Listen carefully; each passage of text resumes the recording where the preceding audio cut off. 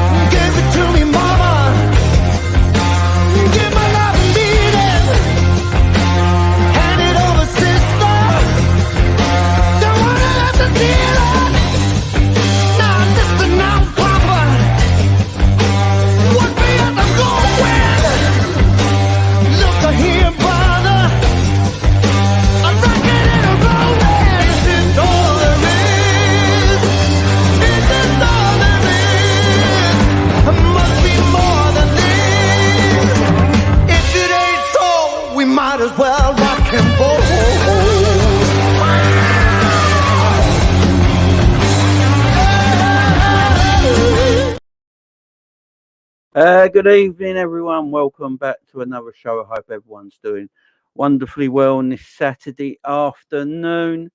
Guys, please make sure you're hitting that like button. Make sure you're hitting that subscribe button, all that good stuff. Reaching a goal of 5,000 subscribers. If there is anyone in the chat right now, please let me know that you're in the chat with a thumbs up emoji in the chat, or just say big up in the chat, and I will call you out. Big up to everyone here so far. Appreciate it. Guys, yeah, we're going to be talking about Liverpool, Nottingham Forest today. Before we start, just let me know there's 18 people in the chat right there. I can't see any comments.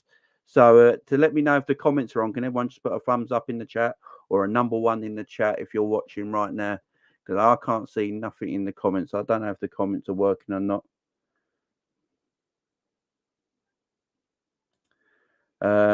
Yeah, I can't see if the comments are working or not. So put a thumbs up in the chat if the comments are working, or just let me know you're about, because yeah, the YouTube's updated itself. I don't know if anyone's noticed. A lot of people's YouTubes might look a bit different now. Yeah, so YouTube's been on a massive update. So yeah, it's not working correctly for everyone at the moment, but yeah, let me know if you're in the chat, guys. Yeah, I can see some coming in now. Big up to everyone. Yeah, I just wanted to make sure. The live chat was working. Dustin in the chat as well. Big up to you, my friend. Big up to Alex. Big up to Gary, Spirit, Barry in the house as well. Hope you're doing well. Yeah, big up to everyone. Yeah, I just wanted to make sure the chat was working, because YouTube has been on a massive update and they're still updating it at the moment. So yeah, it's a bit of a shit at the moment. But yeah, big up to everyone. We're going to be talking Liverpool, Nottingham Forest. Evening, Barry. We're going to be talking Nottingham Forest and Liverpool. Big up to everyone in chat. Aaron, hope you're all doing well. Paul Gans, how you doing? Oh, everyone's doing really well on your Saturday. You're enjoying your weekend so far. Arsenal, I think just destroyed Sheffield United 5-0, I believe. Sheffield United and Luton Town arguably are the worst teams I've ever seen in Premier League history. I don't know how you feel about this. I know promotion and relegation is you got to have promotion and relegation in our game. But I feel like teams that get promoted should sort of prove that they can stay in the Premier League and compete, and not just come up for financial reasons. My worry about teams that come up into the Premier League now is they look like they just come up for financial reasons. Don't spend the money to keep them in the Premier League and just are happy to get relegated, making a lot of money. And I don't think that's right. Teams like Luton and Sheffield United, they're not spending money to stay in the Premier League, but their owners are willing to take all the money the Premier League are going to give them and then happy get relegated and keep that money. Something ain't quite right for me. I think something has to change, because the level of these teams coming up now is atrocious. It's awful. In my opinion, it's the worst it's ever been. The gulf between the Premier League and the Championship is the worst it's ever been. And these guys, man, they're just they're just poor, and their owners don't spend money to keep them in the Premier League. It's as simple as that. They don't mind getting relegated because they get the financial means out of it. I'll take their financial means out of the way. Big up to everyone in the chat as well. See you all talking about Jude Bellingham. Yeah, Jude Bellingham. Jude Bellingham's a special talent. No doubt about it. He's out of this world. I just saw his goal against Real Madrid from about 30 yards out. He's a special talent. He's the best player in the world right now. But let's face it, he was only ever going to one club in the world, and that was Real Madrid. I don't think I'll be surprised if Jude Bellingham ever plays in England, full stop. I'll be very shocked if Jude Bellingham ever plays in England. He's got what? He's got 8 years at Real Madrid. Easy. If his form stays like this, he's got a good 7-8 years at Real Madrid. Don't see him coming to England, man. Don't see him coming. He's just the best player in the world right now. He's the best player in the world right now. And I don't know, I know that Liverpool apparently tried to test the water for him. There's no way Liverpool can afford him. Look, Man City didn't get him. Liverpool didn't get him. Chelsea didn't get him. Arsenal didn't get him. Bayern Munich didn't get him. All these teams that wanted him. There's only one club that Jude Bellingham wanted to go to, and that was Real Madrid. I think Jude Bellingham played everyone a little bit. I think Jude Bellingham played the media and played teams off on each other because he only ever wanted to go to Real Madrid. Once Real Madrid were on the cards, it was game over. He didn't want to go to Liverpool. He didn't want to go to Chelsea. He didn't want to go to Man United. He didn't want to go to Man City. He wanted to go to Real Madrid because he knows he's good enough. And he's proven that right now. He's an absolute superstar. Right. Liverpool, Nottingham Forest, guys. How are we feeling about Liverpool, Nottingham Forest? We had, I think there's a bit more hype and a bit more happiness in the Liverpool community right now. Liverpool having a good win against Toulouse. I never did the match review for Toulouse because I've just been real busy, but I think it shows the difference between Liverpool are too good for the Europa League. I look at everyone in the Europa League, apart from maybe the likes of Bayer Leverkusen right now, maybe a Sevilla if they drop down into Europa League, maybe some other Champions League teams that drop out in the Europa League, but if we played them in the Champions League, it wouldn't bother me either. Liverpool should win this trophy, in my opinion. Liverpool are just too good. Liverpool are just too good. Big up Christine in the chat. Big up people. Let's be real. Jude in our team would be a squad player. I just don't think Jude would be doing what he's doing at Real Madrid for Liverpool right now because the space and the timing of the ball in La Liga is completely different to the Premier League, and it suits Jude Bellingham being in Spain. Big up you, how you doing? Captain Sal in the house. Alexander, yes, man. I was listening to a Forest fan on Coppish earlier, and he says they'll park the bus. Oh, yeah. I mean, they're definitely going to. I mean, I don't blame Forest for parking the bus against Liverpool. Liverpool at the moment are in a good space. That win against Toulouse, 5-1. Very good performances all round from a completely changed squad. 8 players have changed from the Everton game. The squad's looking stronger. The squad's looking better. There's positive signs in our team right now. Ryan Gravenberch being a positive man. I said it a couple of weeks ago on the channel, even last week on the channel. I said to you guys, pound for pound, Ryan Gravenberch will be the best signing Liverpool made this summer. We bought him for £32.5 million, guys. £32.5 million we paid for Ryan Gravenberch. And he's flying. And you wonder, Bayern Munich, look, they go look at these performances by Ryan Gravenberch and feel like, why couldn't he do that for Bayern Munich?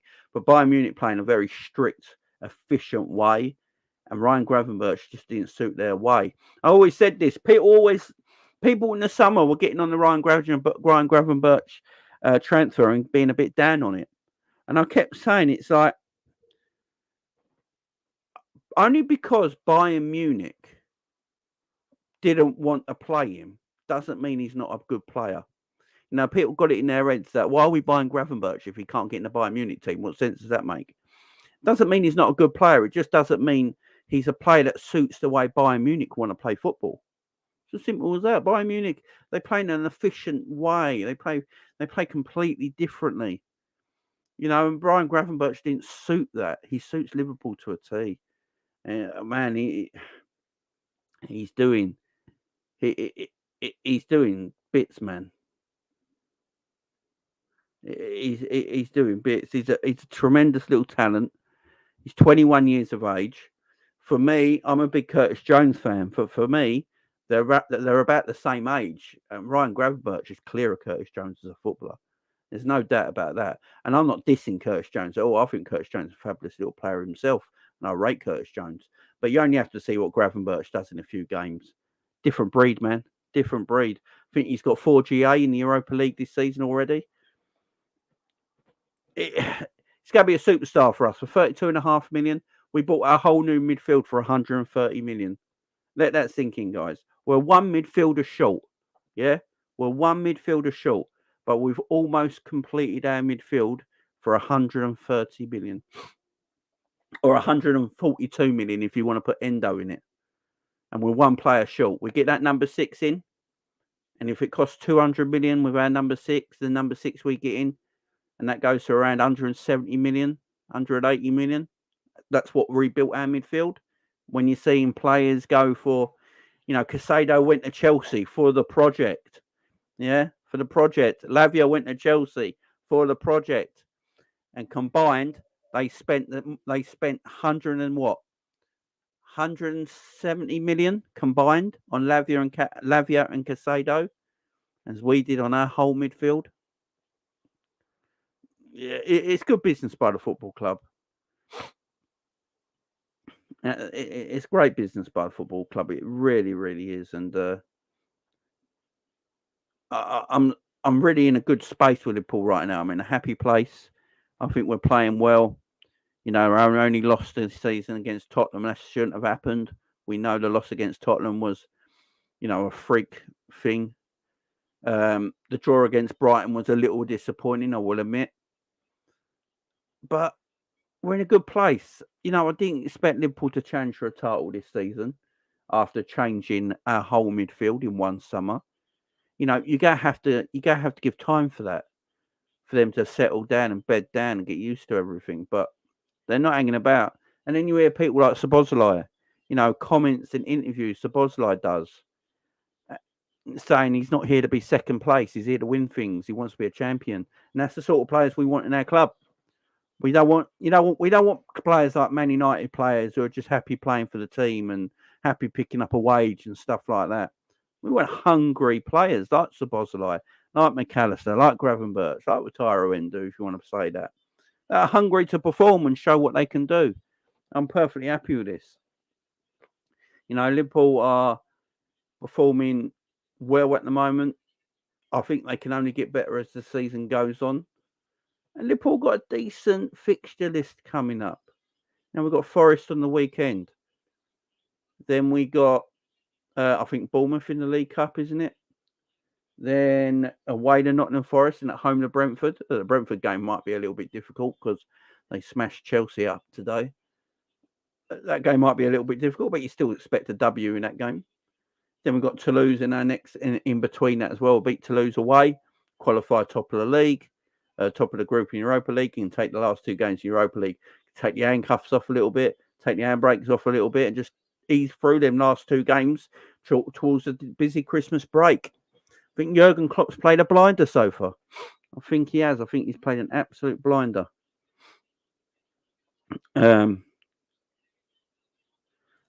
Chelsea are destroying the world. You need 100 million to be 12th place. Not. It's madness, ain't it? It is madness. It's absolute madness. But guys, what we're going to do, because we're going to keep this preview short and sweet. We don't need to go long on this today. So we're going to do the team. We're going to pick our team for the weekend, guys. Pick up John Conway in the chat. We're going to pick our team up for the weekend, for tomorrow. So I'll put 4-3-3 up. So we're going to go back four first, because we all know the goalkeeper is. You know, he'll be back in amongst the sticks with Mr. Alisson Becker. Right, give me a back four, guys. I want everyone to give me their back four. Who do you think Liverpool back four will be against Nottingham Forest? I thought Trent against Toulouse midweek was excellent. I thought Trent Alexander-Arnold was excellent against Toulouse. Matip looked comfortable. Give it up to Chambers and Scallion, who made their first team debuts. I thought they looked okay, potential there. Yeah, give me a back four captain sales game with Tsimikas, Virgil, Konate, and Trent. Gary's gone Trent, Konate, Virgil, and Gomez. Any more back fours in the chat, guys? Write your back fours in the chat for me. Alexander's going Gomez, Virgil, Konate, Trent. I think Gomez, did he play the whole 90 minutes against Toulouse? I can't quite remember now. Tsimikas not playing any minutes against Toulouse makes me think that Tsimikas, will. I'm going to go Tsimikas. I think will start at left back for Liverpool. I think that's one thing that would definitely happen. Tsimikas will start left back for Liverpool. I'd like him to go Gomez at the left. Just give it a go. See what happens. You got 3 centre backs then if Trent goes inverted. Yeah, I was going Simi, Virgil, Matip, Trent. See, Matip played, didn't he, in midweek? Klopp talking about Konate today as well. I think Konate will play. Gomez, Van Dijk, Konate, Trent. So I'm going to go, obviously, Virgil will play. I'm going to go Konate, guys. I'm going to go Konate. I think Klopp was talking about him today. So I'm going to go with Konate. So I'm going to go with that back four. Alisson goal. Trent, Konate, Virgil, and Tsimikas. Klopp making comments about Konate makes me feel like he'll probably start. Alexander says he wants Trent inverted the whole game. Yeah, Trent was doing bits against Toulouse. Can't lie. Trent looked absolutely fantastic against Toulouse. I thought he looked great. Really, really good. Really up for it. Up for the challenge. Looked comfortable. Breaking down the play nicely. Yeah, I thought he looked quite solid. Did Trent. And look, this is a game where Liverpool go over a lot of the ball as well. Liverpool go over a ton of the ball. So yeah, I think we'll be fine with Trent being inverted. To be fair, I think Alexander's right there. Midfield 3. Your midfield 3. Now, obviously, Curtis Jones started against Toulouse, but he's suspended for this game, so he won't feature. Harvey Elliott started against Toulouse as well, so I don't think so. Harvey won't feature for me. Curtis can't feature, so that's 2 players out. McAllister and Szoboszlai, I don't think played any minutes at all. We got Victor in the chat as well. Hope you're doing good, my man.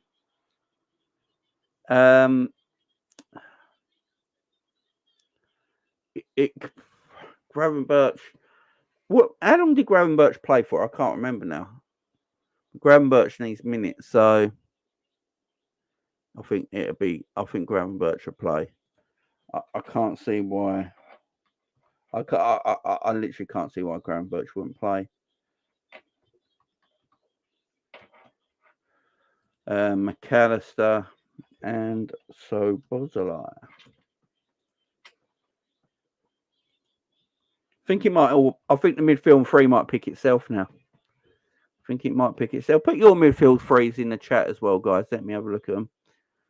McAllister, Szoboszlai, and Gravenberch. McAllister, and Szoboszlai.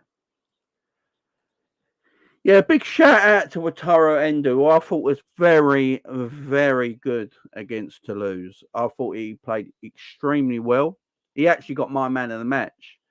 I know I didn't do player ratings or a match review after the Toulouse game, but if I did, I probably would have gave my man of the match to Wataru Endo, just edging out Gakpo. Sorry, not Gakpo, Gravenberch. Apologies. I thought Wataru Endo was very good. He obviously got a beautiful header, good leap for a little guy. I just need to see him do that in the Premier League now. I need to see Wataru Endo do that in the Premier League. I don't think he's going to play this game because he played a lot of minutes against Toulouse. But Endo's there, man. Endo's there, and if he needs to be called upon, he can be called upon, guys. We don't have to worry about if Endo's there and he keeps playing the way he's doing at the moment, it's going to be a fine bit of business for us. I've got absolute no doubts about it. I like I really like Wataru Endo. It'd be good. It would help the balance of the team more, Kingsman. You're right. It would definitely help the balance of the team because he is a defensive-minded midfielder. Gravenberch, Bosley, and Endo. Yeah, it was a great header. I want to see Mac in the 8. Incredible. I like Wataru Endo. I thought he played well, man. Let's give him a bit of time. See how he does. If he's only here to be a bit part player this season and he just does performances like that, then we can't really complain. If that's what he's here to do, guys, just put in he's playing bit part performances this season. That's what he's brought in for, to come in when he needs to come in, and he puts them kind of performances in. That's fine with me. That's fine with me. That's fine with me. I'll give him his due. All right, the front three might be a bit difficult because we've got everyone back. So we've got the whole front three back, fit and ready to go. Cody Gakpo came on, a little cameo against Toulouse. I thought looked all right, but considering he's been out with a knee injury, I thought he looked pretty decent. Obviously, Luis Diaz didn't play any minutes at all, so I expect him to come straight in. Diogo Jota has been doing bits the last couple of games, all out in the left wing area. Some people don't like it, but I think Jota's better out in the left wing than he is through the middle. I prefer Jota coming out from a wide position, cutting inside, than he is, getting the ball in deeper positions and travelling with the ball. I think that is Jota's strength. I even think you could play Jota in the 10 role behind like a striker. I think Jota would be excellent in that role, sort of that support striker, shadow striker sort of thing, just behind the main striker. I think Jota could be really good there, a really good player. Obviously, got Mo Salah, who just broke Thierry Henry's record in Europe. Again, Salah, incredible. I keep saying it. Keeps going like this with his goals and assists. It's going to be one of the greatest players the Premier League have ever seen. People don't like to hear it, but, I don't know what Mo's got to do more, to be fair. I really don't get what Mo Salah's got to do more. Broke Henry's European record for a player in Europe now. He's, I think, the highest scoring African in Premier League history as well. I literally don't know what more this guy has to do. Salah's just different gravy, man. He's just different.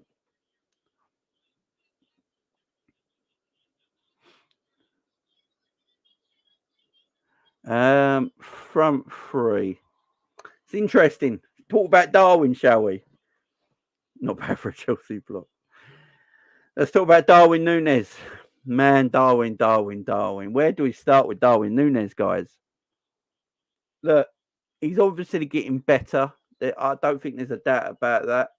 I think Darwin Núñez, as a footballer, is actually getting better as an all-round player. His touch is better now.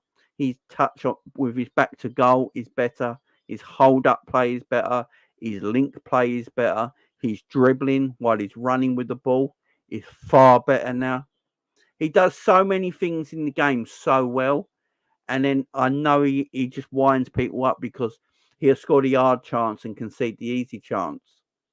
That's what Darwin Núñez is about. And I said it on Coppish last night when I called in the Coppish last night that I'm happy for Darwin to get 20 goals a season. I don't need Darwin Núñez at the moment to get Eden Haaland numbers of 50 a season, 40 or 50 a season. I don't need it because Salah's getting goals, Gakpo's getting goals, Jota's getting goals, Diaz is getting goals. Now Gravenberch is grabbing goals, Szoboszlai, they're getting goals as well. So I don't necessarily need Diaz to go and be a 50 goal a season striker. Being 20 goals and contributing to the team that Darwin does, I'm happy with. Now, I've heard the conspiracy theory about Darwin Núñez and that chance he missed. So the conspiracy theory is that I don't know if you guys have heard this, that apparently Darwin Núñez saw Gravenberch's reflection in the goalpost and decided to hit the goalpost to assist Gravenberch to score. That's the rumor going round. That's the rumor going round right now on social media. He did all the hard work. He took on the two defenders, went past the goalkeeper, and apparently as he went past the goalkeeper, he saw the reflection of his teammates in the goal post, and he saw that Gravenberch was free, so he decided to hit the post and let it go to Gravenberch to tap in. So very unselfish play by Darwin Núñez. He went for the Puskas goal for the assist, the Puskas assist. That's what he went for. But no, in all seriousness, Darwin will get better, man. Darwin impresses me all the time. Darwin has to play more for me. I need Darwin Núñez to keep playing, guys. I just do. I need Darwin Núñez to keep playing. So for me, he takes the number 9 spot against Nottingham Forest tomorrow. I think the other one's quite easy to do.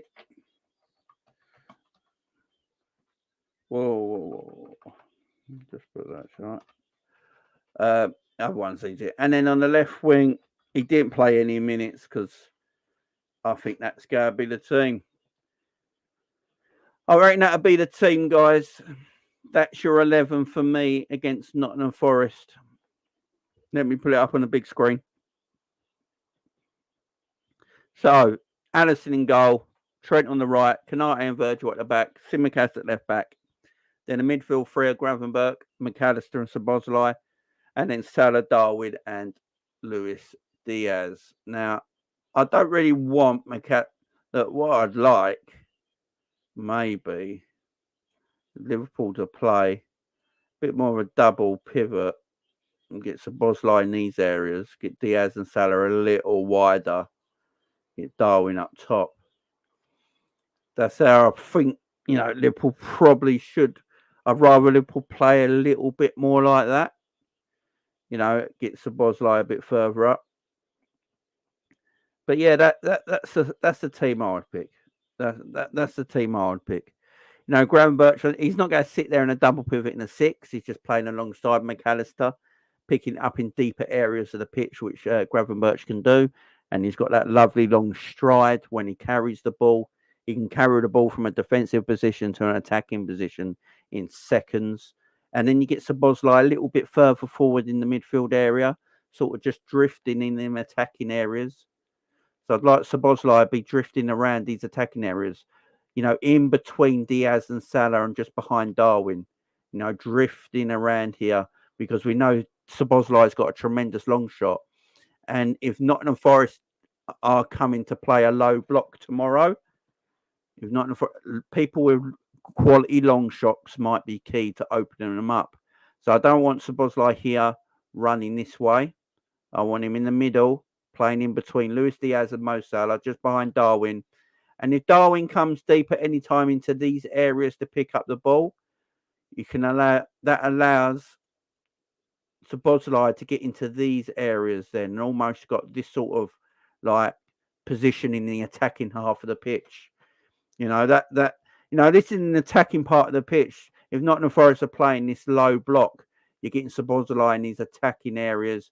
You're getting Diaz attacking this area, getting Salah cutting in here, Diaz getting into the box, Darwin getting into the box, and then Szoboszlai just hanging around the edge of the box here for any knockbacks or anything like that, where he's got a tremendous long shot on him. So I'd like Liverpool to do something like that tomorrow, just to counter their low block, just to counter Forest's low block.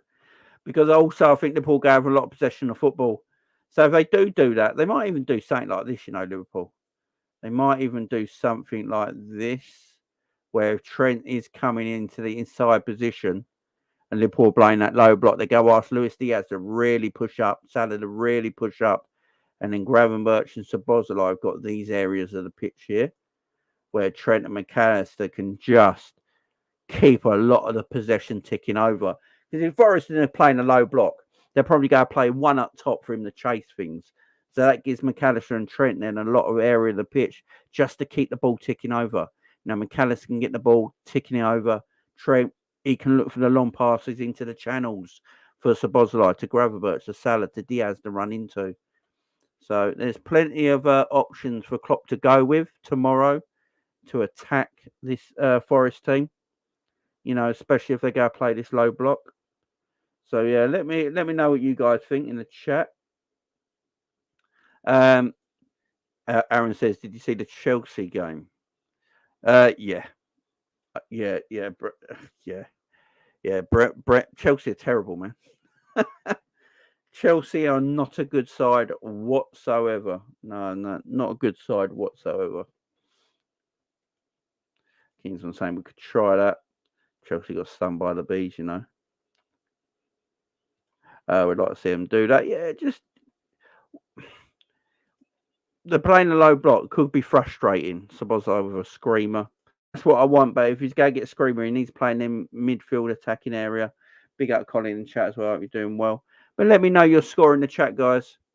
Get your scores into the chat. But yeah, this is what I'd like to see us do tomorrow. Just to get down this low block that they're probably going to have. Gravenberch can pick the ball up in these areas here. He can run the channels in between Luis Diaz and Darwin Núñez. McAllister can do the same. And Szoboszlai has got all this freedom here for any long. So Liverpool going to have a lot of possession. Going to be frustrating at times. But, yeah, I still expect us to win comfortably. Yeah, Regan, you're back at Liverpool. Big up Frank in the chat. Hope you're doing well, mate. It says 4-0 tomorrow. Kind of says 5-0 will destroy them. Joyce says looks good, so James. Big up Joyce. 2-1, 4-1. Yeah, look, I'm going for a comfortable victory. I think that's the 11 that will play. I'll be surprised if it was anyone else. Jota will have a shout at starting as well. Jota will probably want to start. Yeah, the only change I can see out of this 11 is Jota for Darwin Núñez. That is the only difference I can see Klopp making to this 11, is that Darwin sits bench and Jota starts up front. I don't want to see it. I want to see Darwin play again. Darwin against a low block for us is our main weapon against a low block because he's running in behind. He'll just cause issues constantly. So I think Darwin needs to play. This is the 11 for me that should start. If Klopp's feeling confident, he might stick with Taro Endo in there instead of a McAllister, instead of a Gravenberch, maybe. Gravenberch played. Gravenberch did play. What if we did this, guys? What if we did this? Hang on. What if we did one thing here? Yeah. What if we did this? What if we did this? Yeah. What if Klopp decided, you know what? We're going to beat Forest. We're going to have all the ball. We're going to beat Forest and we're going to have all the possession in the pitch. Gravenberch played a lot of minutes against Toulouse on Thursday. He hasn't had a lot of minutes in the last 12 months. So I know Endo started as well, but if Klopp's thinking, right, let's get McAllister and Szoboszlai on the pitch in more of an attacking area because of the low block, he might be looking for more creativity. So he might be thinking McAllister and Szoboszlai with their creativity, more into passing from McAllister, put Wataru Endo in that DM role. He could easily do that, man. He could easily do that. That is one of the only other options I can think he does. A Wataru Endo instead of McAllister, instead of Gravenberch, and a Darwin and Jota instead of Darwin Núñez. Personally, I don't think that would be the case. And I think, he will go with what he knows. But this should be the team. If we go to play McAllister and Gravenberch, I want them playing like a double pivot thing. That doesn't mean Gravenberch is defending. Just means he's got a lot of time and space to run in the channels between Diaz and Luis Diaz. And Szoboszlai is more in that attacking area than that's sort of something I would go for. Let me know in the chat. Guys, I think it'd be a nice win for Liverpool. I think it'd be a comfortable win. I'm gonna go a comfy 3-0, a comfy 3-0, but it should be more. I'd like to see us pumping 4 or 5-0. Personally, keep a clean sheet, get a 3-0 win, get out of there, and job done for me. The feel, as Jai said, the feel good factor is back at the moment. The players should be confident. Big up Enz, how you doing, man? Hope you're doing good, man. Hope you're doing good. So yeah, there's my team. As I said, the only 2 players in this 11 I could see coming out of there is Gravenberch could come out for Wataru Endo and Darwin Núñez for Jota. That's the only, but I think that more or less will be the 11 that beats Nottingham Forest. So guys, that's it for me. Just a quick, short, little match preview. I'm going for a 3-0 estimated win. I think we should win 4 or 5. Enz is going 6-0. It should be a battering, but let's see. Big up to everyone in the chat. Thank you very much for joining me. I'll be back for the watch along tomorrow at 1:30. So make sure you're joining me on the channel tomorrow at 1:30 p.m. in the afternoon for the watch along between Liverpool and Nottingham Forest. All the build up on the channel, and then 2 o'clock is the kickoff. So make sure you're joining me then. Thank you very much, guys. I do appreciate it. Cheers, guys, and I'll see you tomorrow 1:30 on the channel.